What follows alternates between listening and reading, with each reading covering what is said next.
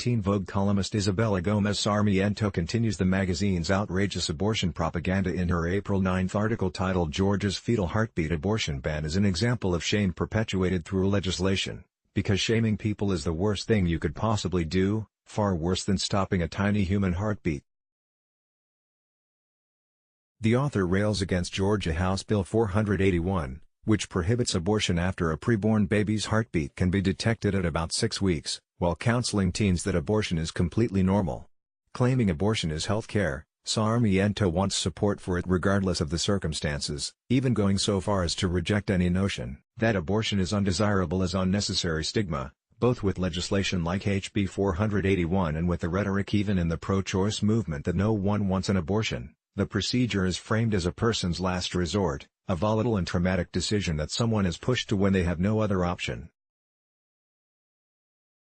But the truth is, that way of thinking continues to stigmatize a completely normal medical procedure by sustaining the idea that there's something wrong with getting an abortion.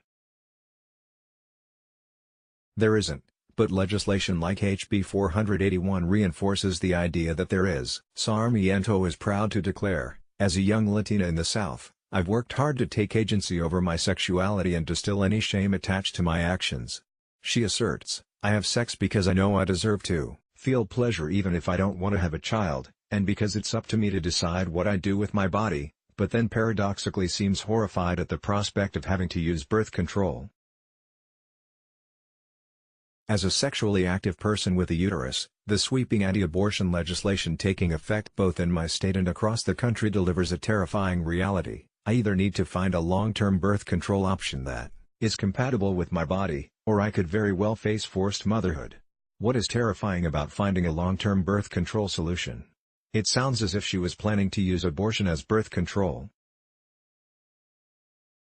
Repeating Stacey Abrams' conspiracy theories about voter suppression, Sarmiento casts aspersions on Georgia Governor Brian Kemp, who is expected to sign the bill any day now, and dramatically tells teens, or state lawmakers seem to be telling those of us with uteruses, that we don't deserve the right to a happy and healthy life if we participate in sexual activities that don't uphold pregnancy as the end goal.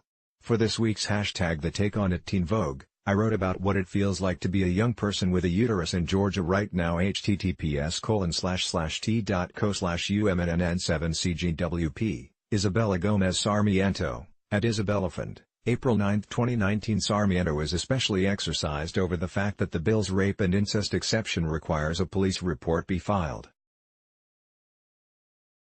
In Sarmiento's twisted logic, this reporting of rape perpetuates rape culture, and asking for predators to be identified to police is not only unreasonable but inhumane. Then she cites Drive. Christine Blasey Ford, of all people, as proof of what a burden reporting is. She also calls it a myth that the criminal justice system takes survivors seriously. Personally, I can't think of a better way to perpetuate rape culture than to allow rapists free rein to strike again by telling victims not to report their attackers because they won't be believed. Add that to the list of dangerous propaganda Teen Vogue is spewing to our youth.